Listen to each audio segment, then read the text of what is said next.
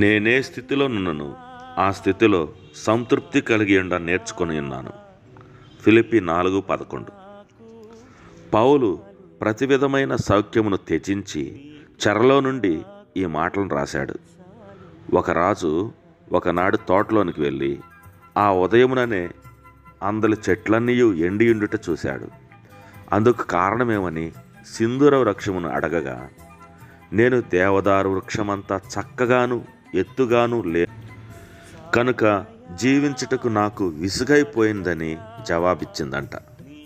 తన దిగులునకు కారణమేమని అతడు దేవదారు వృక్షమును అడగగా, ద్రాక్షవల్లి వలె నేను ద్రాక్ష పండ్లను కాచుటలేదు కనుక నేను బ్రతుకుదలుచుకోలేదని జవాబిచ్చిందంట. తోటలో చెట్లన్నీ ఇటువంటి జవాబులే ఇచ్చాయి. అతడు చివరకు ఒక చిన్న పుష్పం దగ్గరకు వచ్చి చూడగా అది చాలా సౌందర్యంగాను సంతోషంగాను వికసించి ఉండుట చూచి, నీవెందుకు విచారంగా లేవని అడుగగా అది ఇలాగ జవాబిచ్చెను, నా యజమానుడా, నీకు సింధూర వృక్షం కానీ దేవదారు వృక్షం కానీ కావలసినచో అలాగే నాటిండు. అయితే నన్ను ఈ స్థలములో ఇలాంటి పూల మొక్కగా నాటితి కనుక నేను అందంగా ఉన్నాను. ఇతరులు గొప్ప కార్యములు చేయవచ్చును, అయినను నీ పని నీకుంది.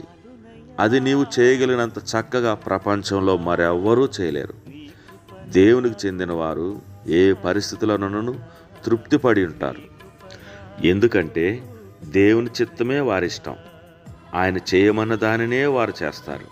తమకు కలిగిన సమస్తమును త్యాగం చేస్తారు గనక వారు 100 రెట్లు ప్రతిఫలం పొందుతారు.